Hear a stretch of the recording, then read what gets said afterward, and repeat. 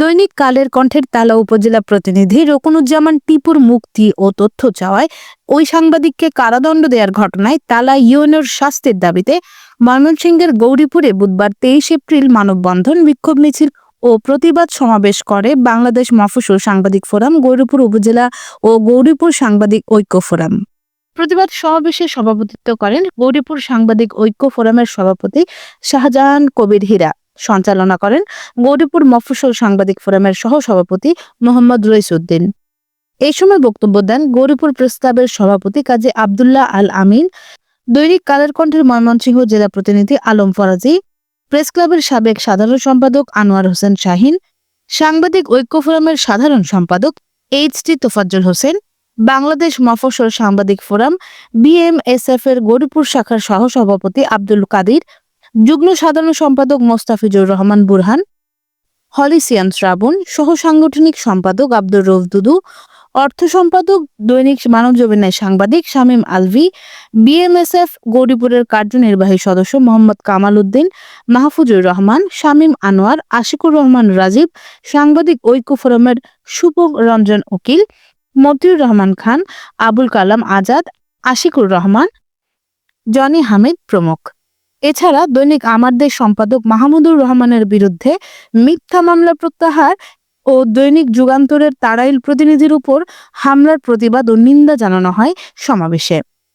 এ সমাবেশে সাংবাদিক সাগররুনি হত্যাকাণ্ডের বিচার দ্রুত নিষ্পত্তিরও দাবি জানানো হয়। তথ্য ও চিত্রে হলিসিয়ান শ্রাবণ, গৌরীপুর নিউজ, ময়মনসিংহ। আমরা এখানে উপস্থিত হয়েছি কিসের জন্য? সারা বাংলাদেশে সাংবাদিকদের উপরে যে নির্যাতন নিপীড়ন হচ্ছে তার জন্য। আমার এক ভাই সাতক্ষীরা জেলার তালা উপজেলার রকুনুজ্জামান টিপুর উপর তাকে ডেকে নিয়ে 10 দিনের সাজা দেওয়া হয়েছে। সেই সাজার প্রতিবাদ জানাতে আজকে আমরা এখানে একত্রিত হয়েছি। সংগ্রামী ভাইয়েরা আমার এবং কলম যোদ্ধা বন্ধুগণ, আপনারা ইতিমধ্যে জেনেছেন আমরা যখন কোথাও কোনো অফিস আদালতে কোনো কর্মকাণ্ডের কোনো কাজের জন্য আমাদের সাংবাদিক ভাইয়েরা যখনই কোনো কিছু জানতে চাওয়া হয় তখনই তথ্য অধিকার আইন দিয়ে আমাদেরকে ফাঁসানোর চেষ্টা করে, বলে যে এখন না পরে আসেন। আরে ভাই, এখনো কি সেই দুর্নীতির অবস্থানে এখনো কি আছে? কিন্তু আপনারা সেই ফ্যাসিস্ট 5 তারিখের আগে যে ফ্যাসিস্টরা ছিল তারা কিন্তু সবাই পলায়ন করে নাই, তারা কিন্তু প্রত্যেকটা জায়গায় এসেছে, গুপ্তি মেরে বসে আছে। ভাইয়ের আমার, আমাদের বর্তমান প্রধান উপদেষ্টা কিন্তু একটি সাক্ষাৎকারে বলেছেন যে ফ্যাসিস্টরা কিন্তু সবাই পালিয়ে যায় নাই, প্রশাসনে যেরকম আছে, সরকারে যেরকম আছে, আপনার গ্রামে গঞ্জেও আছে। এই কথাটা কিন্তু আমার না, বর্তমান প্রধান উপদেষ্টার। আপনারা কিন্তু সেই দিকে সজাগ থাকবেন এবং প্রত্যেকটা জায়গাতেই এই সজাগ দৃষ্টি রাখবেন। তারা কিন্তু দেশকে অস্থিতিশীল করবার জন্য একটা পায়তারা করছে। আমি মনে করব এই টিপুকে, আমার সাংবাদিক ভাইকে 10 দিনের যে সাজা দেওয়া হয়েছে, এই নির্বাহী কর্মকর্তা এটা উদ্দেশ্যমূলক ভাবে করেছে, অস্থিতিশীল পরিস্থিতি সৃষ্টি করার জন্য সাংবাদিকদের সাথে বর্তমান সরকারকে দাঁড় করাতে চাচ্ছে।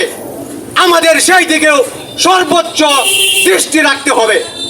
সংগ্রামী ভাইয়ের আমার, আমি আমার গৌরীপুর উপজেলা এবং গৌরীপুর পুলিশ প্রশাসনকেও বলে দিতে চাচ্ছি, আপনারা যারা এখনো অবস্থান করছেন সেই ফ্যাসিস্টদের সাথে, আপনারা যারা এখনো মিলাপ করে চলছেন, আমরা কিন্তু জানি আপনাদের প্রত্যেকটা ফিরিস্তি কিন্তু আমাদের সাংবাদিকদের কাছে আছে, আমলনামা কিন্তু আছে।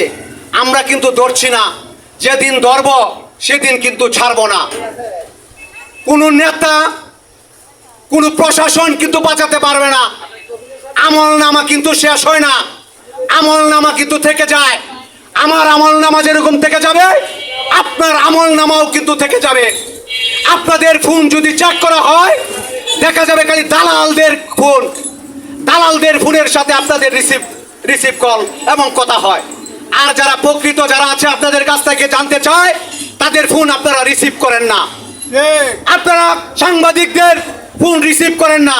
কোন সাংবাদিকদের ফোন রিসিভ করেন এটা কিন্তু আপনারা জানেন। আমরা কিন্তু গরিপুরের সাংবাদিক সমাজ কিন্তু সতর্ক। আপনাদেরকে আজকে এখান থেকে আপনাদেরকে কিন্তু একটি বার্তা দিয়ে দিচ্ছি, আজকে থেকে যদি সেই রকম কোনো কিছু হয় আমরা কিন্তু আর বসে থাকবো না। আপনাদেরকে আমরা অনেক সুযোগ দিয়েছি, এখনো সোজা হয়ে যান, দুর্নীতির লাগাম টেনে ধরুন, এই সরকারকে সহযোগিতা করুন। আমরা সাংবাদিকরা সরকারকে সহযোগিতা করছি। আমি অনতিবিলম্বে এই টিপুর সাজা মওকুফ করবার দাবি জানাচ্ছি এবং অতি বিলম্বে টিপুকে মুক্তি দেওয়ার উদারত আহ্বান জানাচ্ছি। যদি না দেন পরবর্তীতে কর্মসূচি কিন্তু ভয়ানক হবে। এবং আমার দেশের সম্পাদক মাহমুদুর রহমানের বিরুদ্ধেও কিন্তু মামলা হয়েছে। আমরা অবাক হয়ে যাই, 5 আগস্টের আগেও মামলা হয়, এখনো সাংবাদিকদের উপরে হামলার মামলা হয়। আমরা ভবিষ্যতে যদি এরকম কোনো কিছু হয় আমরা কিন্তু সর্বোচ্চ কার্যকরী ব্যবস্থা নেওয়ার চেষ্টা করব। সবাইকে ধন্যবাদ জানাচ্ছি যারা এখানে উপস্থিত হয়েছেন।